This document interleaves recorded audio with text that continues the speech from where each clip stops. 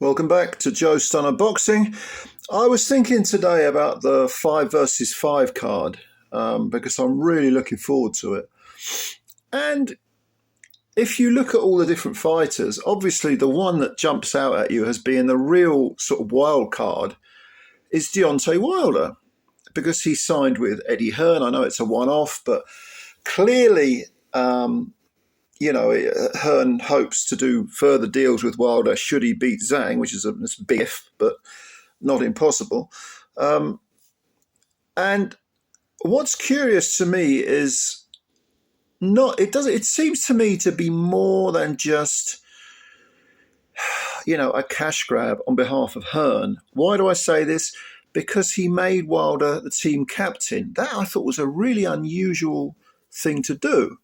What's he getting at by doing that? Now, you could argue, well, he's buttering up, Deontay, and he's basically saying that, Deontay, you're so wonderful, I'm going to make you the team captain, and, if you win, we'll do another deal. But I think there's a little bit more to it than that. I mean, Wilder is 38 now, and I think Hearn, this is pure speculation, all right? So you may disagree entirely, and if you disagree, I have no evidence for what I'm about to say. But I get the feeling that Hearn looks at Wilder, recognises that he hasn't been brought along in the way that Hearn would have done had he got him early on in his career. And he's trying to take whatever time Wilder has left and maximise it, and in a sense bring Wilder back, having lost twice to Fury. Then he had that dreadful performance against Parker.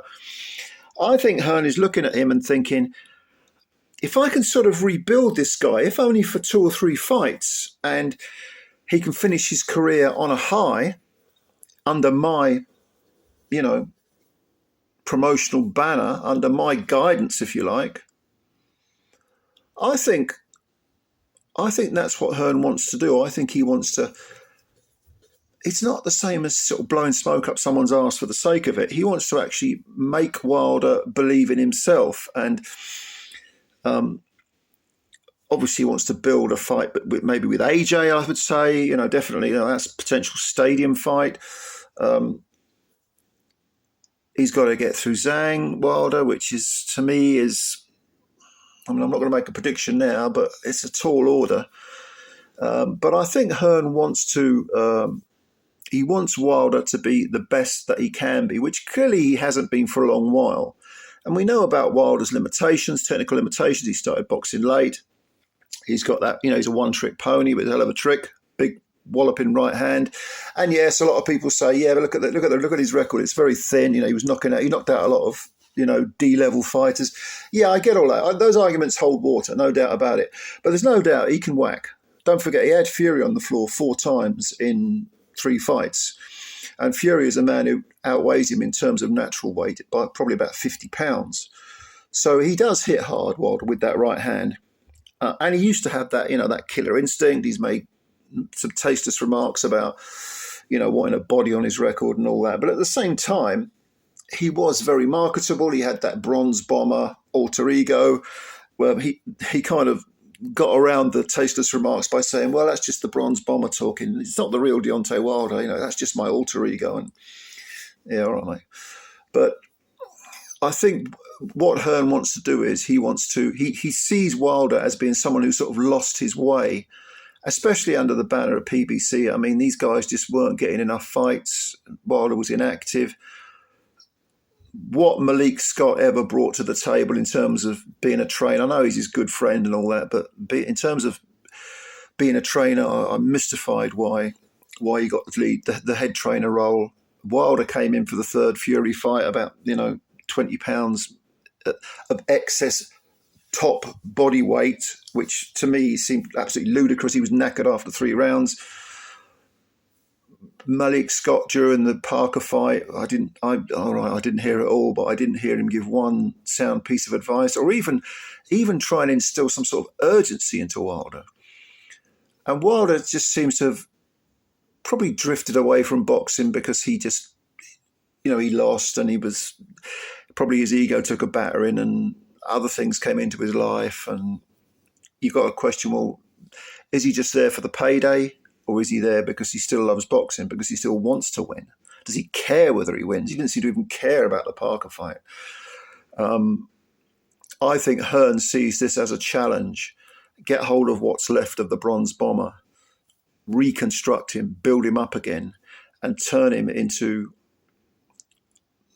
if not the Wilder of old, in terms of speed, precision, power, at least give him back that sort of mental edge, which has clearly been lost.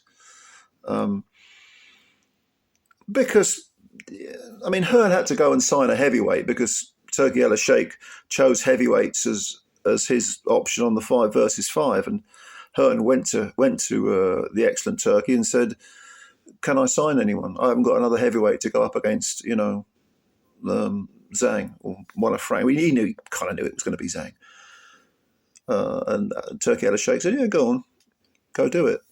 Who else would he have signed? Could he have signed? But I do think